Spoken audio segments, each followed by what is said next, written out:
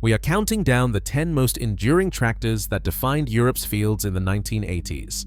From rugged workhorses that survived decades of non-stop labor to engineering marvels built for comfort, speed, and sheer power, this ranking reveals which machines farmers refuse to let go. Discover the designs, legends, and breakthroughs that set each apart. Which tractor took the top spot for legendary staying power? Let's begin, starting with number 10. Number 10 is the Zetor 7211, a tractor that became a fixture on farms from Czechoslovakia to Poland.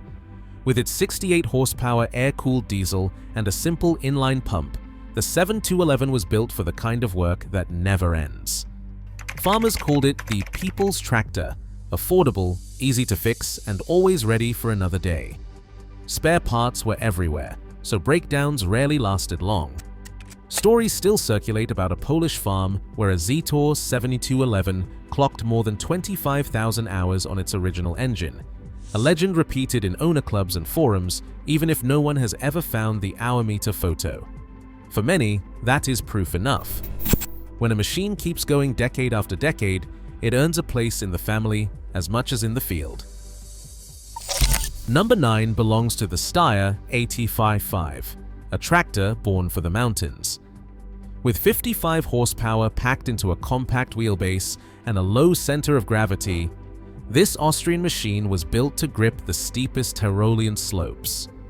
All-wheel braking and a high-torque layout made it a favorite for mowing and hauling where bigger tractors dared not go. In Tyrol, farmers still say it climbed like a goat. That reputation was not won in showrooms, but on rocky fields and narrow terraces, where the 8055's sure-footedness meant the difference between a harvest and a wasted season. For those who work the mountains, nothing else would do. Renault's 145/54 arrived in the late 1980s as France's answer to the German horsepower giants. Under the hood, a 145 horsepower MWM engine delivered smooth, relentless power, while an insulated cab set new standards for operator comfort on long days in the field. Farmers adopted it rapidly across the vast arable plains of northern France. On the Beauvais test track, a prototype was pushed so hard that its axle snapped under the strain. True to form, the team rebuilt it on the spot and finished the day's work. For many, that story became a symbol. The 145/54 wasn't just about matching German engineering, it was about French pride, endurance, and the will to compete at the highest level. In Italy, the same Explorer 70 became more than just a machine. It was a promise that the harvest would go on, no matter what. With its 72 horsepower oil-cooled diesel and compact frame, this tractor was built for the narrow fields and hot summers of the South. Farmers praised its efficiency, but what truly set it apart was its resilience. During the notorious Po Valley floods of the late 1980s, stories spread of explorers running half-submerged, water lapping at the axles, yet still finishing the job. That tale, often repeated and always with a smile, captured the spirit of the explorer. Tough, unfussy, and ready for anything. In village after village, its engine note became the unofficial signal that harvest had begun. For many, the Explorer 70 was more than reliable. It was a part of the family rhythm, year after year. Fiat 110/90 was the backbone of Mediterranean farming fleets, blending 110 horsepower with a water-cooled diesel that ran cool in summer heat and steady through winter chores. Its straightforward gearbox and no-nonsense hydraulics meant repairs could be handled with basic tools, no dealer van required. Dealers moved these by the hundreds, and parts bins were always stocked, so downtime rarely lasted more than an afternoon. In Sardinia, the story goes that one farmer kept his 110/90 at work for 40 years, swapping the clutch only once, a tale that has become local myth, retold at every tractor meet. The real secret was not magic, but scale. With so many built and so many still running, the 110/90 proved that durability could be engineered for the masses, not just the elite. For thousands of farmers, this tractor was not a luxury. It was the lifeline that kept the harvest coming, year after year. Lamborghini's 1706 DT didn't just turn heads, It redefined what a prestige tractor could be. With 170 horsepower from a 6-cylinder engine and an advanced gearbox, this machine brought Italian sports car bravado to the farm. Its angular body and crisp white paint made it the sharpest silhouette in the yard, and contractors swore that showing up in a 1706 DT was like arriving in a tailored suit. Brochures from the era promised power could wear a suit, and for once, the marketing lived up to the metal. Farmers who bought one weren't just after muscle, they wanted status, and the Lamborghini badge delivered. But that blend of style and strength came at a price, so only a few made their way into everyday fields. Still, for those who saw one at work, the message was clear. This was farm power with a sense of occasion. Deutz-Fahr's DX 630 didn't just push boundaries, it shattered them. At the heart of this German brute sits 180 horsepower 5.8, air-cooled and built with a heavy cast frame that weighs as much as some small trucks. The DX 630 ran without a drop of coolant, relying on a fan draft system that let it roar through the hottest days and longest hauls. Farmers and test drivers still swap stories about that roar, how the engine's thunder could set off car alarms in nearby towns.